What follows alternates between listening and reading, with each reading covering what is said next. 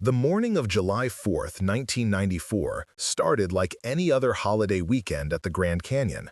Thousands of tourists were flooding into America's most famous natural wonder, armed with disposable cameras and fanny packs full of sunscreen.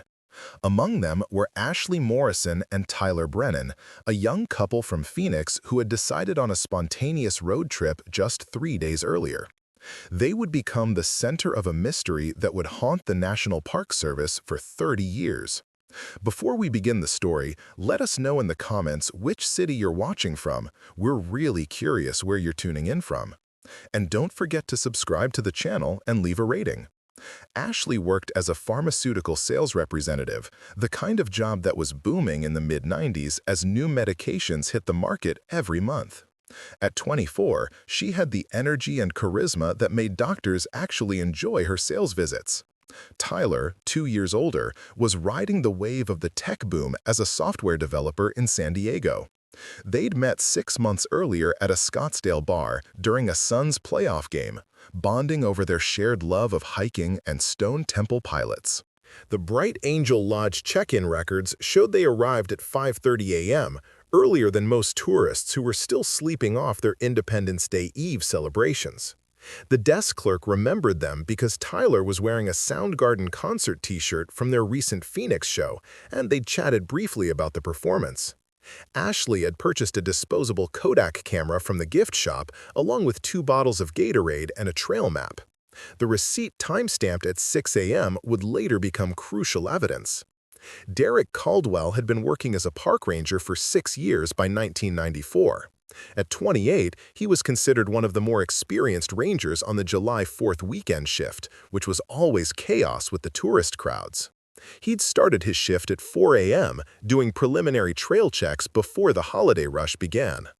Derek was known for his dedication, often staying late to help lost hikers or giving impromptu geology lessons to curious tourists.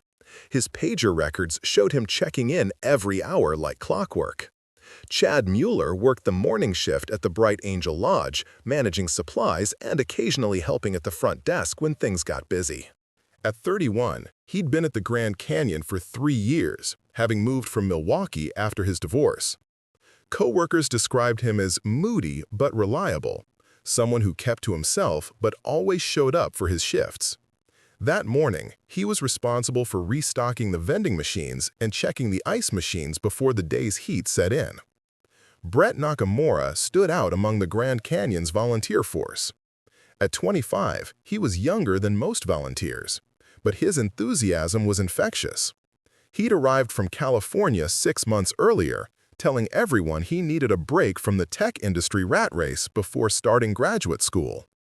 Brett knew every trail, every viewpoint, every hidden spot that tourists usually missed.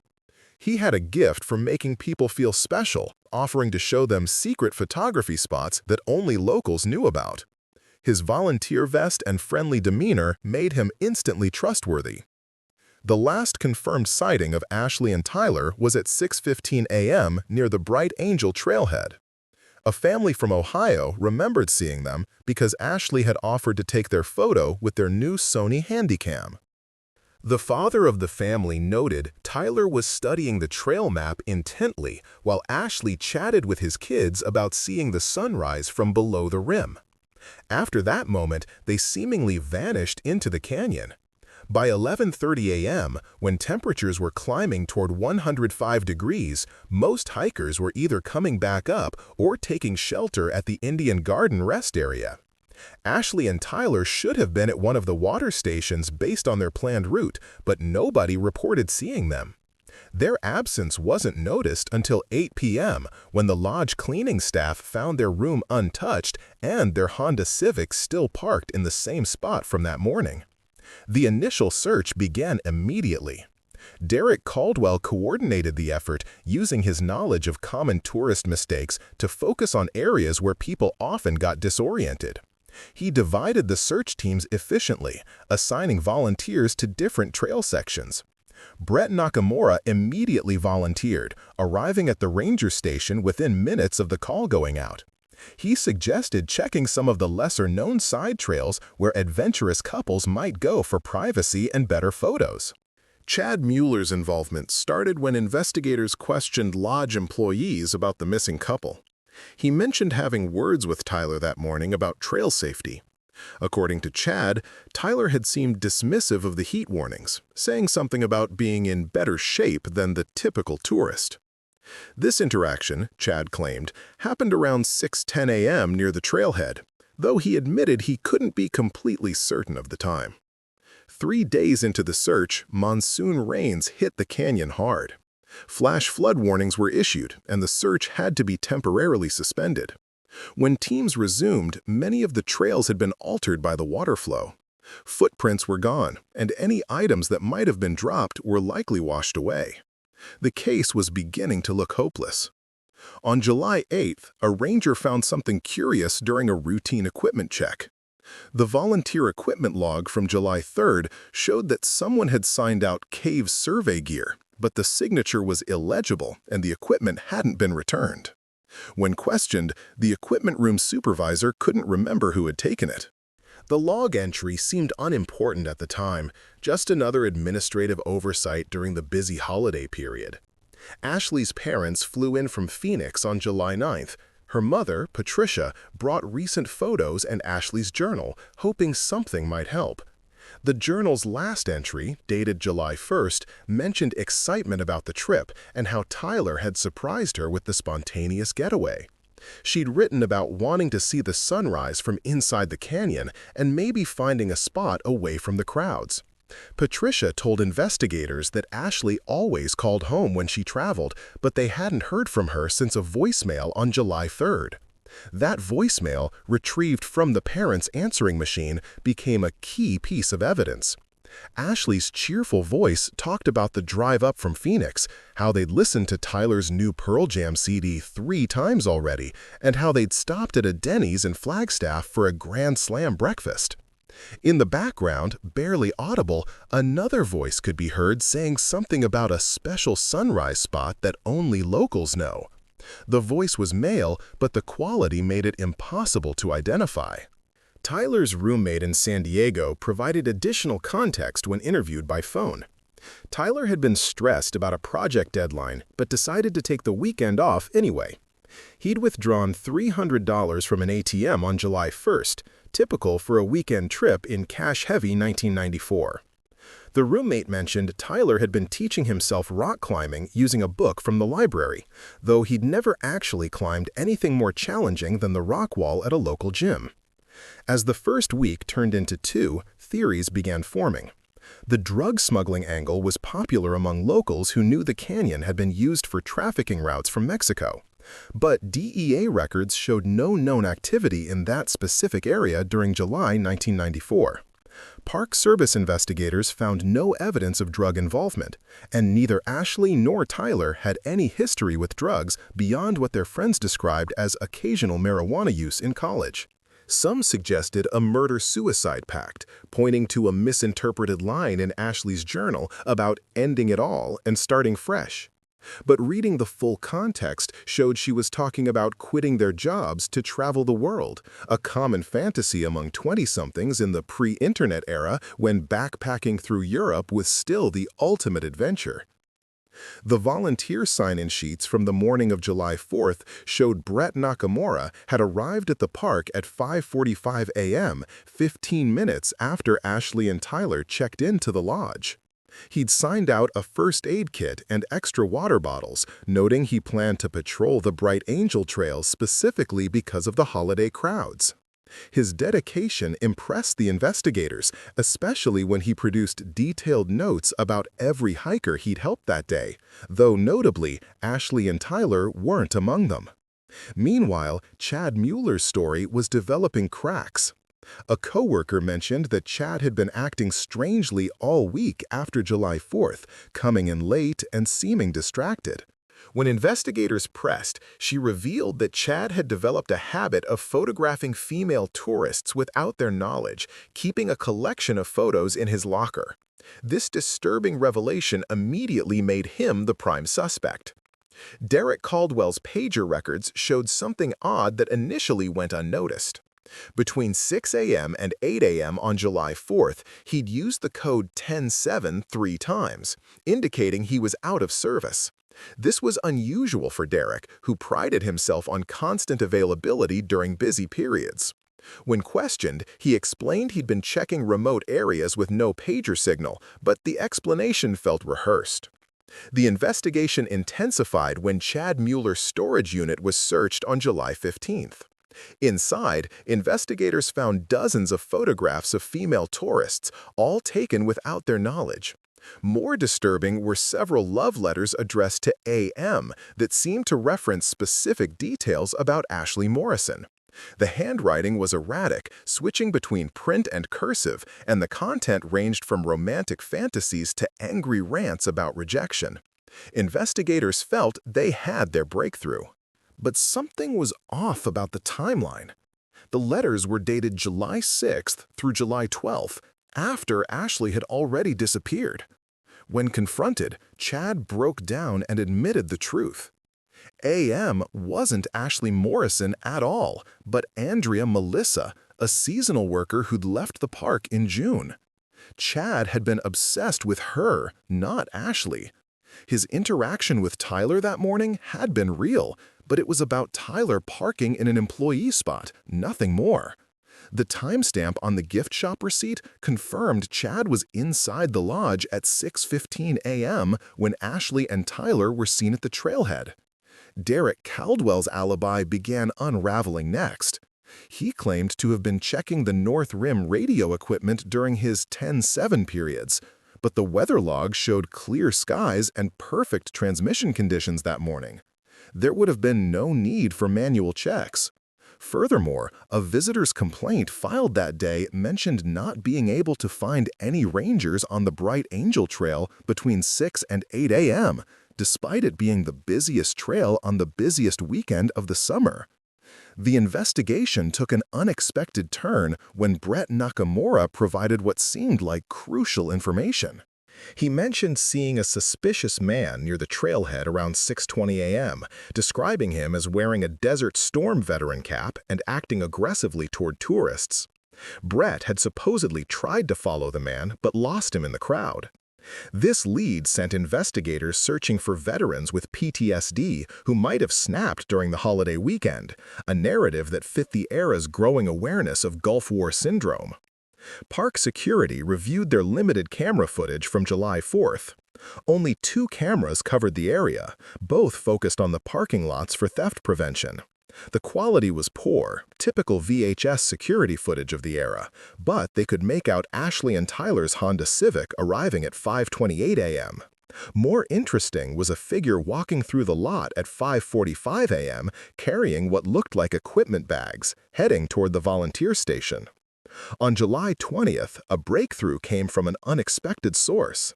A German tourist who'd been developing his vacation photos at a photomat in Phoenix brought in images that showed Ashley and Tyler in the background. The timestamp on his camera showed 6:18 a.m., and the couple could be seen talking to someone in a volunteer vest near a side trail marker.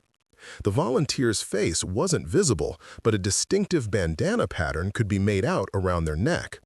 Brett immediately identified the bandana when shown the photo. It was his, he admitted, a souvenir from a Lollapalooza concert the previous summer. But he insisted he hadn't seen Ashley and Tyler that morning, suggesting someone must have borrowed his bandana. He was always leaving his gear around the volunteer station, he explained, and anyone could have taken it. The trail permit carbon copies provided another clue. Ashley and Tyler's permit showed they planned to hike to Indian Garden and back, a challenging but doable day hike for fit 20-somethings. But when examined under different light, investigators could see that something had been written and erased on the destination line. The original writing was illegible, but it clearly wasn't Indian Garden. The pen used for the correction matched the one chained to the volunteer station desk. Phone records from Bell Atlantic showed interesting patterns. 3 calls were made from the park's payphones to a Phoenix number on July 3rd, the day before the disappearance. The number belonged to a camping supply store that had closed in 1992. When investigators dug deeper, they found the building was abandoned but had been used by urban explorers who'd posted about it in local zines. Someone familiar with Phoenix knew that number would ring endlessly without anyone answering. The monsoon rains that had hampered the initial search had also revealed something. Water flowing through a normally dry wash had exposed fresh tool marks on several large rocks near a cliff face about 2 miles from the main trail. It looked like someone had recently moved the rocks, possibly to block or unblock something. But without more evidence, it was just another mysterious detail in an increasingly complex case. Brett's background check revealed he'd been less than honest about his reasons for leaving California. He hadn't left the tech industry by choice. He'd been fired from a startup in Palo Alto for inappropriate behavior toward a female coworker. The complaint had been settled quietly, typical of the era's handling of such matters, but it showed a pattern of behavior that investigators couldn't ignore. On July 25th, another piece of evidence surfaced. A pawn shop in Flagstaff reported that someone had tried to sell a Nikon camera on July 5th. The seller had fled when asked for ID, leaving the camera behind.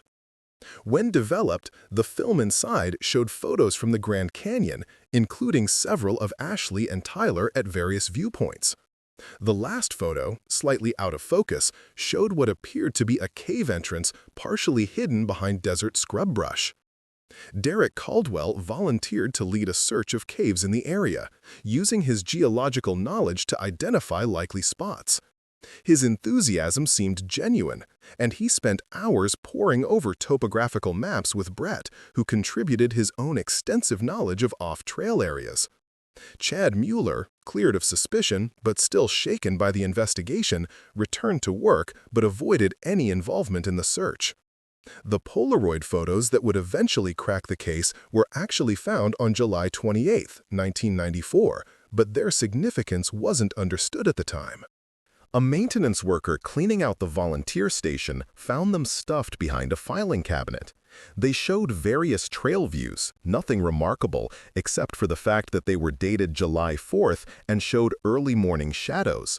One photo seemed to show 2 people in the distance, but the image was too blurry to make out details.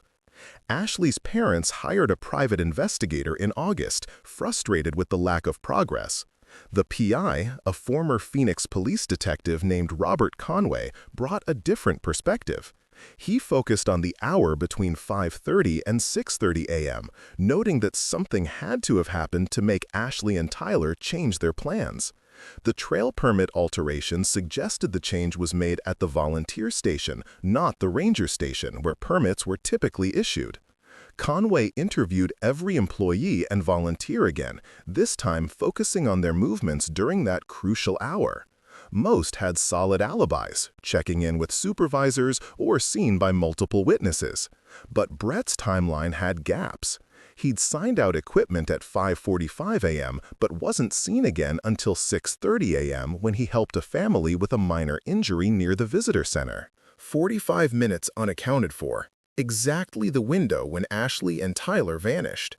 The psychological profile developed by the FBI's Behavioral Science Unit, still relatively new in 1994, suggested the perpetrator was someone with authority and local knowledge who could gain trust quickly.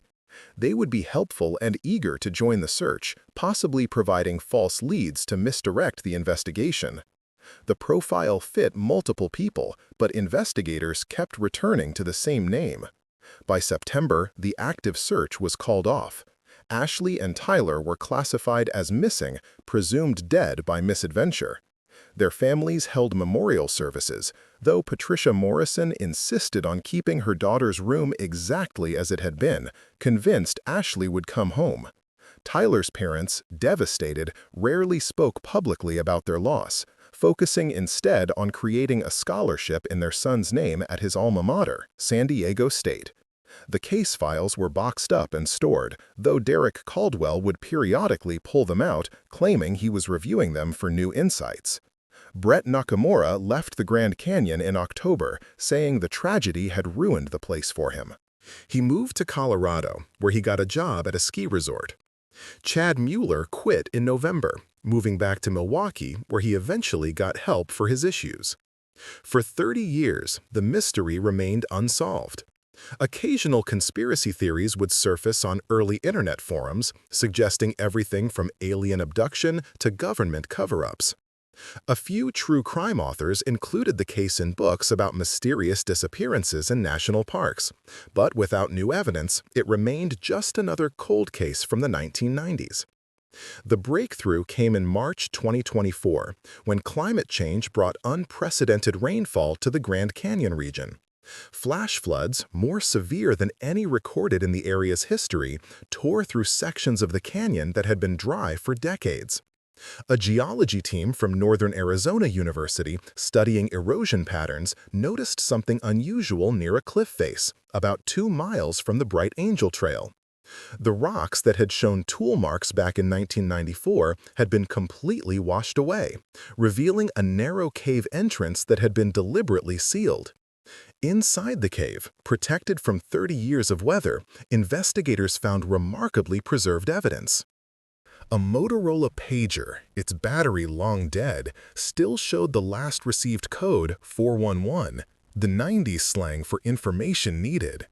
A volunteer vest, faded but intact, with that distinctive Lollapalooza bandana still tied to it. And most remarkably, a series of Polaroid photographs that told a very different story from what anyone had imagined. The photos showed Ashley and Tyler alive and smiling inside the cave. The early morning light streaming through the entrance created an almost magical atmosphere. But as the photos progressed, something changed. The couple's expressions shifted from excitement to confusion, then concern. In one photo, a shadow fell across the frame. Someone else was there, standing between them and the exit. Brett Nakamura, now 55 and living quietly in Denver, was located within days. He'd built a respectable life as a ski instructor and mountain guide, married with 2 teenage children. When FBI agents arrived at his door with the evidence, his carefully constructed world began to crumble. His wife, Sarah, would later tell reporters she noticed him go pale the moment he saw the agents' badges, as if he'd been waiting for this moment for 30 years. The truth, when it finally emerged, was both simpler and more complex than any of the theories proposed in 1994. Brett had indeed encountered Ashley and Tyler that morning, just as the German tourist's photo had suggested. He'd approached them with his usual friendly demeanor, offering to show them a cave where they could watch the sunrise away from the crowds. It was a routine he'd perfected. Identify tourists who wanted something special, something exclusive, and offer them exactly that. But Brett's intentions went beyond playing helpful guide. The psychological profile from 1994 had been remarkably accurate. Brett got a thrill from controlling people, from being the one with special knowledge, the one who could make or break someone's experience. Usually, this manifested in small ways, sending tourists on difficult trails while claiming they were easy, or watching them struggle while he demonstrated his superior fitness. But with Ashley and Tyler, something escalated. In his eventual confession, Brett claimed he'd only wanted to scare them, to watch them panic when they realized they were trapped in a cave with a stranger. He described it as a power trip, fueled by his resentment of happy couples and successful people who reminded him of his failures in California. He'd sealed the cave entrance with rocks, planning to rescue them later and be the hero. But the couple fought back harder than he expected. In the struggle, Tyler fell and hit his head on a rock formation. Ashley, trying to help Tyler, was pushed and fell as well. Brett insisted the deaths were accidental, though prosecutors would later argue otherwise. Panicking, Brett had sealed the cave more thoroughly, using techniques he'd learned from geology books in the park library. He then returned to the volunteer station, signed himself in for the day as if he'd just arrived, and began his performance as the concerned volunteer eager to help find the missing couple. Every false lead he provided, every suggestion that sent searchers in the wrong direction, was calculated to keep them away from that cave. The evidence from 2024 revealed even more disturbing details. Journal pages, apparently torn from a notebook Brett carried, detailed his fantasies about controlling and humiliating tourists. He'd written about Ashley specifically after seeing her at the lodge the night before, describing her as another Phoenix princess who needs to learn she's not special. The resentment and rage in those pages painted a picture of someone far more dangerous than the helpful volunteer everyone remembered. Derek Caldwell, now 58 and retired from the Park Service, was devastated to learn how close he'd come to the truth in 1994. His suspicious pager gaps that morning? He'd been having an affair with a married colleague and was meeting her at a secluded spot. The shame of this secret had made him evasive during questioning, inadvertently making himself a suspect. He'd lived with guilt for 30 years, wondering if his personal drama had somehow prevented him from finding Ashley and Tyler. Chad Mueller, tracked down in Milwaukee where he worked as a warehouse manager, felt a different kind of vindication. The investigation had exposed his disturbing behavior, forcing him to confront his problems and get help. In a strange way, he told investigators, Ashley and Tyler's disappearance had saved him from potentially escalating to worse behavior. He'd spent 3 decades in therapy, building a normal life and making amends where he could. The family's reactions to the discovery were heartbreaking. Patricia Morrison, now in her 70s, had never given up hope of finding her daughter. Learning the truth brought a mixture of relief and fresh grief. She'd kept Ashley's room unchanged for 30 years and finally felt she could let go. Tyler's father had passed away in 2010, but his mother, Elizabeth, said knowing the truth gave her a peace she hadn't felt since 1994. The legal proceedings moved quickly despite the decades-old nature of the crime. Brett was arrested in Denver and extradited to Arizona. His wife filed for divorce immediately, taking their children and moving in with her parents. His colleagues at the ski resort expressed shock, describing him as safety-conscious and professional, never showing signs of the darkness that had emerged. During the trial, prosecutors presented a compelling case that went beyond the physical evidence. They brought in experts on power-based violence and coercive control, explaining how Brett's pattern of behavior fit profiles of other killers who used their positions of trust to prey on victims. The fact that he'd spent 30 years building a life on top of his crimes, showing no remorse until caught, demonstrated a sociopathy that chilled the courtroom. Brett's defense tried to argue that the deaths were accidental, a prank gone wrong by a young man who panicked. They pointed to his clean record since 1994, his family life, his contributions to the community. But the journal entries, the calculated cover-up, and the 30 years of deception undermined any sympathy the jury might have felt. The discovery also led to a review of other missing persons cases from national parks in the 1990s. 3 similar disappearances, previously attributed to accidents or misadventure, showed patterns that matched Brett's methods. While no evidence directly linked him to these cases, investigators noted he'd been in the areas at the relevant times. The families of those missing hikers followed the trial closely, hoping for answers to their own mysteries. In the end, Brett Nakamura was convicted of 2 counts of second-degree murder and sentenced to life in prison without the possibility of parole. At his sentencing, he finally showed emotion, breaking down as he apologized to the families. But his tears seemed more for himself than for Ashley and Tyler, more for the life he was losing than the lives he'd taken.